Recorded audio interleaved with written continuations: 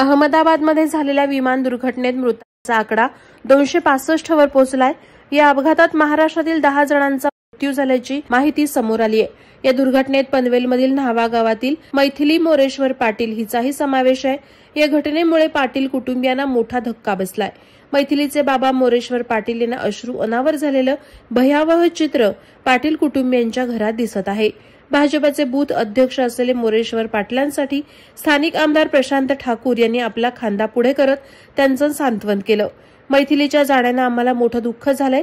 ज्या मुलीचा आम्हाला अत्यंत अभिमान होता त्याच मैथिलीबद्दल शोक व्यक्त करावा लागतोय। हे अत्यंत दुर्दैवी असल्याचं आमदार प्रशांत ठाकूर यांनी यावेळी सांगितलं। मैथिली पाटील यांच्या विमान दुर्दैवी जो अपघात झालेला आहे त्याच्यामध्ये त्याही होत्या।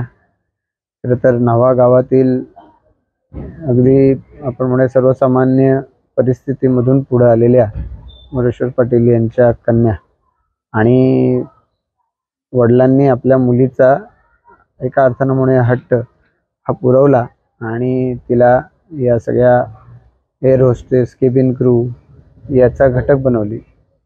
एअर इंडिया पूर्वीच्या आपल्या भारतीय कंपनी पण आता ती टाटाच्या अंडर आहे आणि अशा या विमानाचा दुर्दैवी अपघात आहे ज्याने संपूर्ण देशच हादरलेला आहे। विशेषत्वानं त्याची झळ पनवेलमधल्या आमच्या या सर्व न्हावा ग्रामस्थांना बसलेली आहे। खरं तर जिच्याविषयी सर्वांना अभिमान वाटावा अशा पद्धतीचं काम आणि तिच्याविषयी असा दुर्दैवी शोक व्यक्त करण्याची पाळी यावी हे खरंच दुर्दैवी आहे आणि म्हणून या अनुषंगानं खरं तर त्यांचं सांत्वन आपण काय करू शकणार आहोत।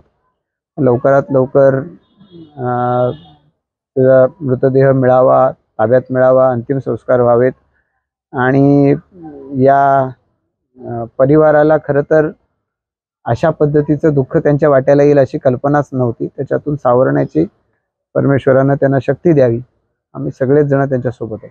मैथिलीची आई आणि मामा त्या ठिकाणी अहमदाबादमध्ये पोहोचलेले आहेत। त्या ठिकाणी काही संपर्क झाला आहे? मृतदेह साधारणपणे कधीपर्यंत ताब्यात मिळेल, काय अपडेट मिळाला? त्यांचे DNA टेस्ट केले जाणार आहे। तर DNA टेस्ट केल्याच्या नंतर त्या संदर्भामधले जेव्हा एकदा खात्री पटेल त्यानंतर मग तो मृतदेह ताब्यात मिळेल।